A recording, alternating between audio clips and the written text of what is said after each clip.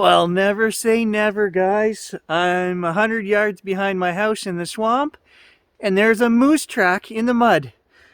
Tom's been here 15 years and never seen a moose. I've been here almost 7 years and never seen a moose. There's a moose track right here. Look at that. Clear as can be. One there. The next one's over here. So the moose actually came right down the 90-acre trail behind me here. Gage was checking out the tracks pretty intently. That's a first. I have never seen a moose track in here in all the adventures, all the times I've brought you guys back here with the camera. I'm always looking for tracks. I usually have at least one camera on this trail, and I don't. I move them all to the other side of the property. Maybe it is moving that way. Maybe we got it on one of those cameras down there. I don't know, but this is a first. Totally just heard a knock. The dog stopped. He heard it too.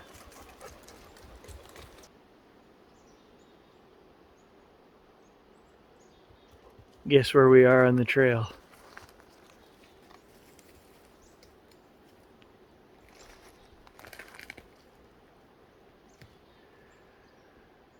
Whatever it was in front of us, which is down the trail that way.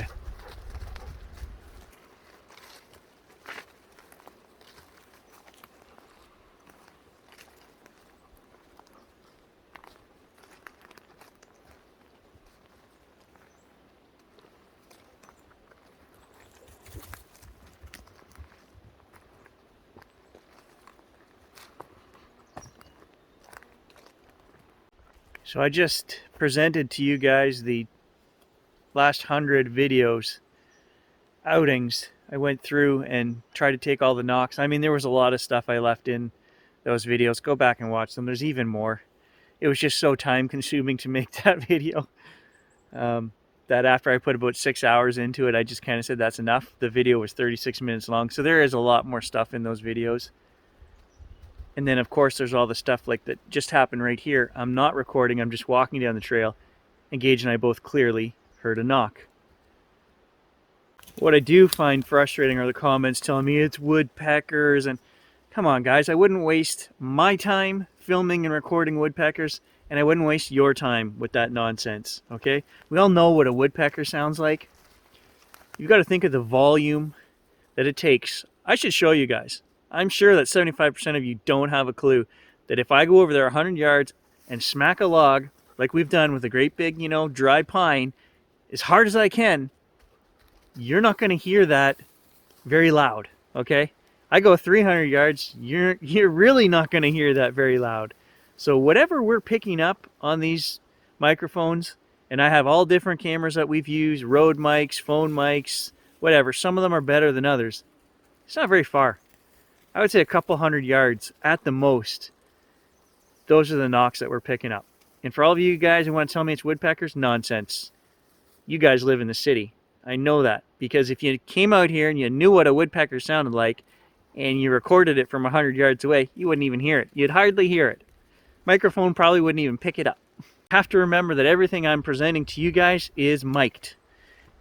If it's not within recording distance of the mic, and then I'm amplifying it, okay? A lot of these sounds that you guys don't hear on the first playthrough, and I put replay, audio enhanced, that is 10 times what the recorded sound, the level, okay? So I've raised it 10 times, which is the maximum that I can raise it in my software that I use.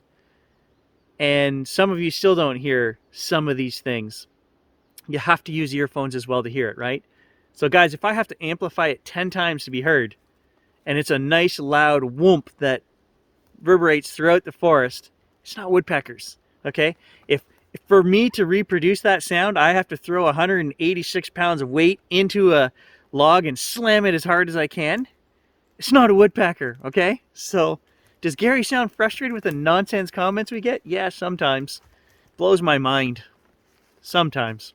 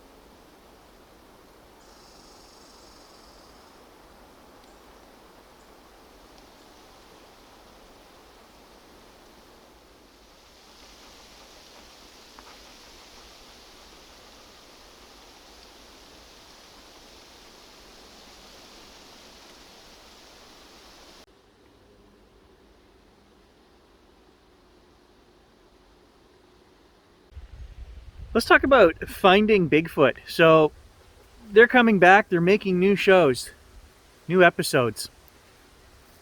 Now, you know, when this started 15 years ago, I used to watch that show, and the best part of that show in my mind was always the user experiences, when people would tell their stories and their experience, okay?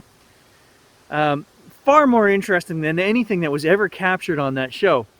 My problem with that show is that they claim to capture knocks and hoots and hollers, and we don't know what the production crew is doing, right? We just have to assume that they're being honest.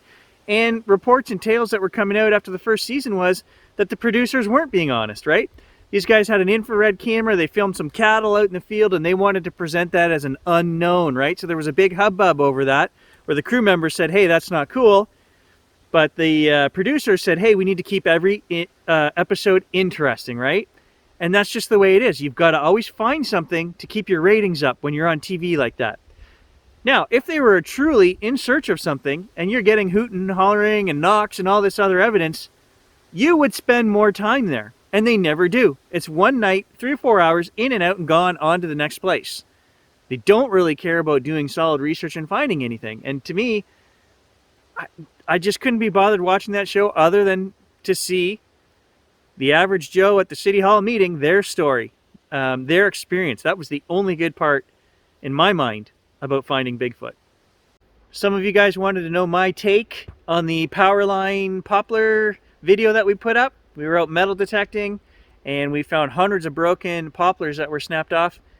That's an easy one for me, guys. I think it's moose. Okay, moose do that. The bull moose get in there when their antlers are growing, and they fight and twist and rub up against the small poplar, and they snap them off. Was there moose sign in there that day metal detecting? Yeah, there was. I didn't show any of it, but there was moose crap here and there, and tracks, and lots of moose in there. That trail is not used by any humans, okay? There's no four-wheeler trail on that power line. It's an old one. It goes to a dead-end kind of spot, and it was not clear-cut. I clearly showed the brush up to the waist. Gary's take on that is moose. Could I leave you guys hanging on that? Yeah, I could, right? I could just say, not moose, who knows, unknown. Nope.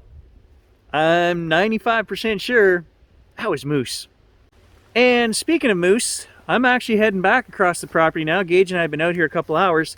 I'm going over to the trail where I've got trail cameras set up, and I just want to see if there's any signs. Did this moose that wandered through our property here, did we get lucky? Did it go down that trail with my trail cameras that are on it right now? If I see any tracks, I'll grab those SD cards and we'll check it out. Just want to show you guys, I'm tracking this moose through the swamp here. In our hunting group, I started probably about 11 years old. Uncle Harv taught this guy how to track, okay? So, and I've been doing it a lot of years, and I'm going to show you guys very hard. Now Gage is walking through where I'm going to show you guys, but here, I'll show you. Can you guys see where the moose went through here? So I've been following it for about 1/8 of a mile. There's a track right there. Next track is right there. Next track is right there. So there's not a lot to go on. You can see the shape right here. Very hard to track in this soft, spongy ground, right? It's not leaving a real deep track. And then of course we look for moss and things to be broken, sticks. Right here. There's our next track. Here's our next track. These ones are easy in the soft stuff. There's a nice big track right there. Look at the size of that track. Kind of gives you a better idea of the size of the moose here, okay? Because it's softer ground, so we're actually got a full imprint here.